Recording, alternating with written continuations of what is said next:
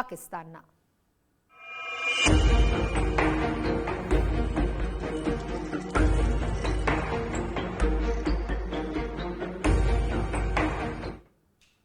વાત થઈ રહી છે અહીંયા મહારાષ્ટ્રના ધારાસભ્યનું નામ સના મલિક કે જેનો વર્ષો બાદ આ પાકિસ્તાન પ્રેમ એ છલકાઈ આવ્યો। એનસીપીના ધારાસભ્ય સના મલિકનું વિવાદિત નિવેદન અહીંયા સામે આવ્યું। સના મલિકે પોતાનો છુપો પાકિસ્તાન પ્રેમ હવે બહાર આપ્યો છે। સના મલિકે પાકિસ્તાનના કાયદાઓના વખાણ કર્યા અને ભારતની કાયદાકીય વ્યવસ્થા પર ઝેર ઓકી દીધું। પાકિસ્તાનની જેમ ઇસ્લામિક કાયદા લાગુ કરવાની તેણે વકાલત કરી છે। ટ્રિપલ તલાક નાબૂદી સામે પણ સના મલિકે વાંધો ઉઠાવ્યો છે। આ સવાલ અને સના મલિકની જ્યારે વાત કરીએ, વર્ષોથી ધારાસભ્ય પદ તેમણે મેળવેલું અને એક બાજુ તેઓનો આજે પાકિસ્તાન પ્રેમ જેને લઈને લોકોમાં પણ ભારે રોષનો માહોલ છે। पॉलीगैमी मुस्लिम्स में अलाउड है मुस्लिम लॉ अंतर्गत। पाकिस्तान ने कुछ नया नहीं किया है। पाकिस्तान ने मुस्लिम लॉ जो हमारा कुरान जो कहता है उसको इम्प्लीमेंट किया है, और वही अगर इधर भी इम्प्लीमेंट किया जाएगा तो हम में से किसी को भी इस्लाम के में जो भी कुरान बोलता है वो हम फॉलो करते हैं। अगर कुरान में कोई चीज़ कही गई है उसको फॉलो करने के लिए अगर इम्प्लीमेंटेशन पाकिस्तान ने लाया है तो भारत देश भी लाए, और हम इसकी मांग करते हैं। दूसरा, ट्रिपल तलाक जो है, आज भी मैं कहना चाहूँगी तलाक के कई फॉर्म्स होते हैं। तो तलाक़े हसन, तलाक़े एहसन और तलाक़े बिद्दत। तलाक़े हसन, तलाक़े एहसान, ये जो दो तलाक है ये हम फॉलो करते हैं। तलाक़े बिद्दत इज़ अ कल्चरल फॉर्म जो सालों पीढ़ी बाई पीढ़ी फॉर्म होते आया है, उसमें कहीं भी उसका हमारे रिलीजन में मेंशन नहीं है। तो जब इंस्टेंट ट्रिपल तलाक को रद्द किया गया, उसके ऊपर लॉ लाया गया, जो चीज़ हमारे पास है ही नहीं उसको रद्द किया गया। एक, अगर वो फॉलो हो रहा है, उसके ऊपर लॉ बनाया गया है और उसके अगेंस्ट कोई जा रहा है तो हम उसके ऊपर आवाज़ नहीं उठाते, हम फॉलो करते हैं। આ નિવેદન તમે તેમનું સાંભળ્યું અને હવે તેઓ પોતાના આ નિવેદન ઉપર જ સ્પષ્ટતા કરી રહ્યા છે। યુસીસી બિલ ગૃહમાં આવશે ત્યારે અમે જોઈશું। સના મલિક આ નિવેદન આપી રહ્યા છે। બિલ જોઈશું અને તેમાં કંઈ પણ વાંધાજનક હશે તો અમે વિરોધ પણ કરીશું। બિલ કોઈ એક ધર્મ આધારે હશે તો અમારો વિરોધ હશે। સના મલિક આ નિવેદન આપી રહ્યા છે। તમામ ધર્મ સામેલ હશે તો જ અમે સહયોગ આપીશું અને સહયોગ કરીશું। સના મલિકનું આ નિવેદન સામે આવ્યું છે। यूनिफॉर्म सिविल कोड की जब हम बात करें तो उसमें बहुत सारी चीज़ें होती है। हमने देखा है काफ़ी सालों से काफ़ी स्टेट्स में यूसीसी लागू हुआ है, जैसे गोवा जैसे स्टेट में। लेकिन यूसीसी का विरोध तब तक नहीं होगा जब तक वो एक्सक्लूसिवली कोई धर्म को या एक्सक्लूसिव किसी को टारगेट कर रहा हो। अगर इंक्लूसिव तरीके से यूसीसी लाया जाएगा तो पूरे भारत देश में जिस तरीके से स्वागत किया गया है तो हमारे लीडर भी उसका स्वागत हम ज़रूर करेंगे। મહારાષ્ટ્રના ધારાસભ્ય સના મલિકના આ નિવેદન પર તેમણે પણ જવાબ આપી દીધો છે। વાત છે મહારાષ્ટ્રના મંત્રી નીતિશ રાણાની કે તેમણે આ નિવેદન ઉપર જવાબ આપ્યો છે। તેમનું કહેવું છે કે કોઈ શરિયા કાનૂન લાવવા માંગતું હોય તો તે ભૂલ કરે છે। અમે અહીંયા બેઠા જ છીએ, આવું ક્યારે પણ નહીં થવા દઈએ। देखिए, आर्टिकल कॉन्स्टिट्यूशन में डॉक्टर बाबा साहब अम्बेडकर जी के कॉन्स्टिट्यूशन में सेक्शन 44 पार्ट 3 में यूनिफॉर्म सिविल कोड का प्रावधान है। तो जिसको यूनिफॉर्म सिविल कोड को विरोध करना है वह हमारे कॉन्स्टिट्यूशन के खिलाफ बात कर रहा है। उसको शरिया कानून इधर लेके आना है, वो तो हम इधर लाने देंगे नहीं। किसी का पाकिस्तान से अब्बा आएगा तो भी उसको नहीं करने देंगे। हम जो हमारे डॉक्टर बाबा साहब अम्बेडकर जी ने कहा है, जिस संविधान को हम लोग मानते हैं, जीते हैं, उसमें जो जो लिखा है वो हमारी केंद्र और राज्य की सरकार करने के लिए हम कटिबद्ध है। અને આ અંગે વધુ જાણકારી મેળવીશું ન્યૂઝ રૂમથી। અમારી સાથે સહયોગી સંજય અહીંયા જોડાઈ ચૂક્યા છે। સંજય, જે પ્રકારે સના મલિકનું આ નિવેદન સામે આવ્યું છે, તમારે મત ભારતમાં માંગવા છે પણ વાહવાઈ પાકિસ્તાનની કરવી છે। મને શરમ આવે કે એક મહિલા ટ્રિપલ તલાકના સમર્થનમાં વાત કઈ રીતે કરી શકે? જે ટ્રિપલ તલાક એ મુસ્લિમ મહિલાઓની હક માટે, મુસ્લિમ મહિલાઓના સુરક્ષા માટે લાવવામાં આવ્યો હતો, એ મહિલા પાકિસ્તાની કાયદાઓને ભારતમાં લાવવાની વાત કઈ રીતે કરી શકે? જે ભારતમાં ઘણા એવા લોકો છે હેતવી જે પ્રમાણે કે એમનો પાકિસ્તાનનો પ્રેમ છે અથવા તો પાકિસ્તાનની જે કાયદાકીય વ્યવસ્થાઓ છે, પાકિસ્તાનની જે સ્થિતિ છે એમાં એના પ્રત્યેનો એમનો પ્રેમ છે એ વારંવાર સામે આવતો હોય છે. આ મહારાષ્ટ્રના ધારાસભ્ય છે સના મલિક, જે અજીત પવાર જૂથ એનસીપીમાંથી આવે છે, ને અજીત પવાર જૂથ એ ભાજપ સાથે સંકળાયેલું જૂથ છે અને તેઓ ભાજપના જે વિચારધારા છે તેની સાથે સારી રીતે પરિચિત છે. જ્યારે અજીત પવાર જ્યારે ભાજપ સાથે એમનું કોલોબરેશન થયું અને મહારાષ્ટ્રમાં સરકાર બનાવી ત્યારથી એક વસ્તુ સ્પષ્ટ હતું કે યુસીસી પર અને ભાજપના જે મેનિફેસ્ટો છે તેને લઈને એક સમાંત પોતાની વિચારધારા સાથે સહમત તેઓ સાથે જોડાયા હતા. પરંતુ તેમના જ ધારાસભ્ય આજે એવી વાત કરી રહ્યા છે કે પાકિસ્તાનની કાયદાકીય વ્યવસ્થા મુસ્લિમ લોકો માટે વધુ સારી છે અને યુસીસી જે લાગુ કરવાની વાત છે તેના વિરુદ્ધમાં આવીને મહારાષ્ટ્રની વિધાનસભાની અંદર એ પ્રમાણેની વાત કરી રહ્યા છે કે હવે પાકિસ્તાનમાં જે પ્રમાણે શરિયા કાનૂન અને ઈરાનના કાયદાકીય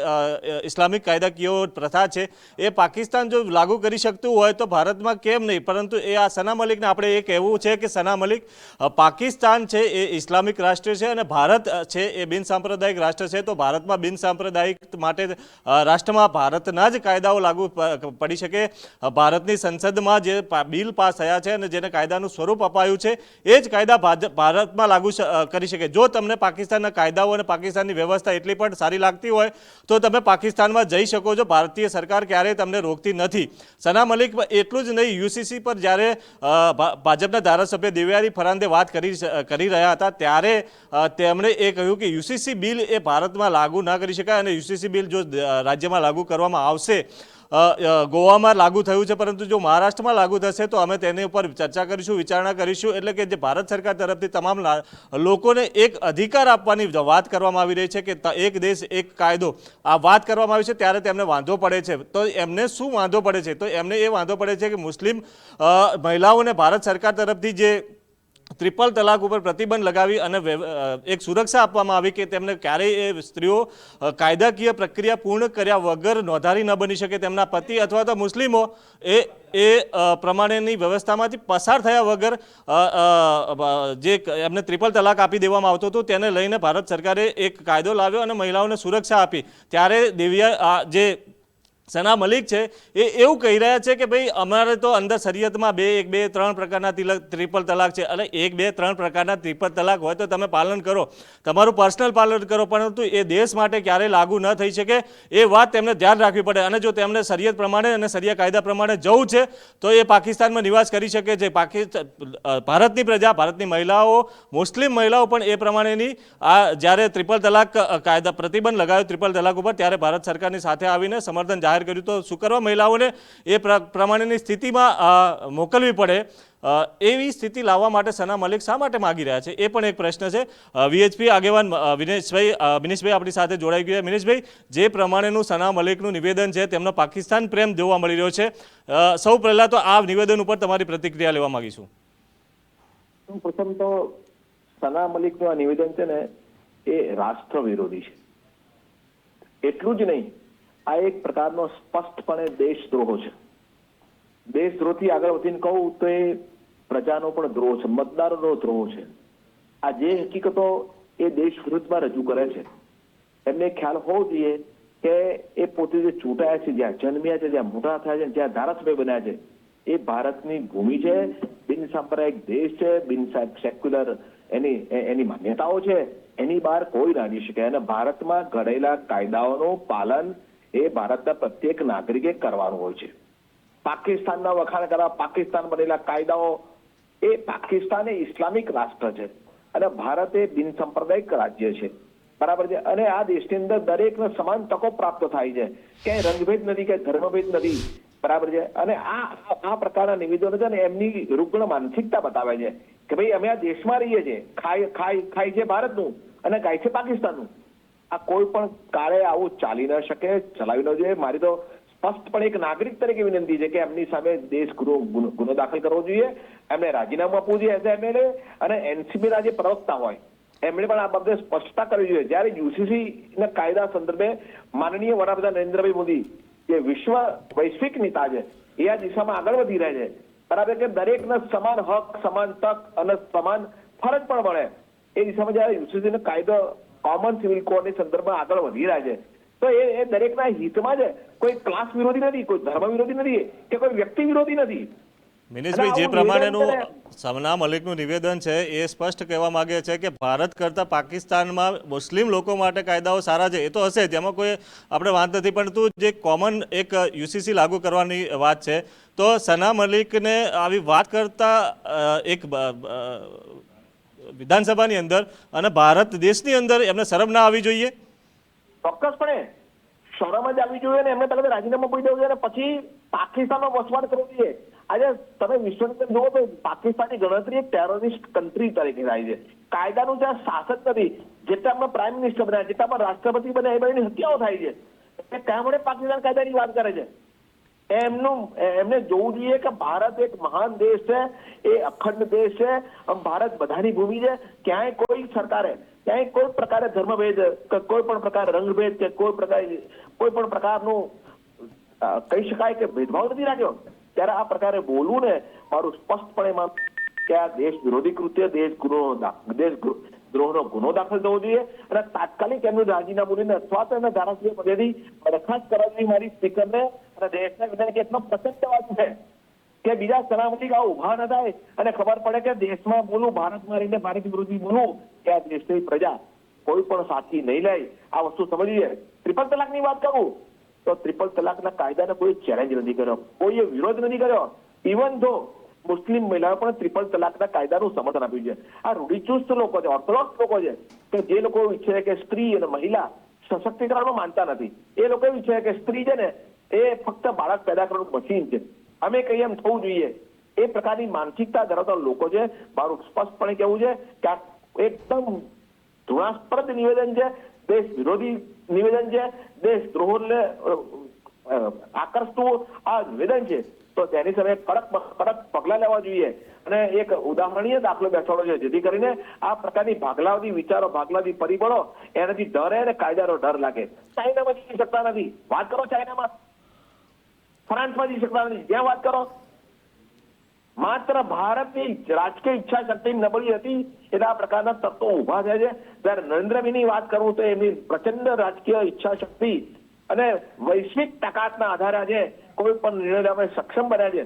ત્યારે મારું સ્પષ્ટ માનવું છે કે નરેન્દ્રભાઈના નેતૃત્વમાં દેશ છે ને એ ચોક્કસપણે મહાસત્તા અને મહાગુરુ બનવાનો છે એવું મારું સ્પષ્ટપણે એક નાગરિક તરીકે મારું માનવું છે. અને આવા તત્વોના દિવસો બહુ હવે દૂર નથી રહ્યા કે પૂરા થઈ ગયા છે, આ મારું સ્પષ્ટપણે માનવું છે. મિનેશભાઈ, ગુજરાત ફર્સ્ટ સાથે જોડાવા બદલ ખૂબ ખૂબ આભાર.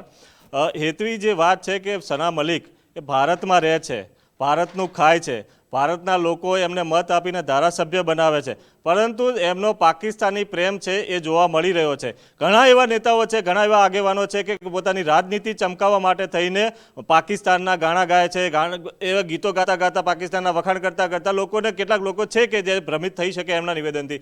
પરંતુ ભારતની જનતા છે, મહારાષ્ટ્રની જનતા છે એ ખૂબ જ જાગૃત જનતા છે.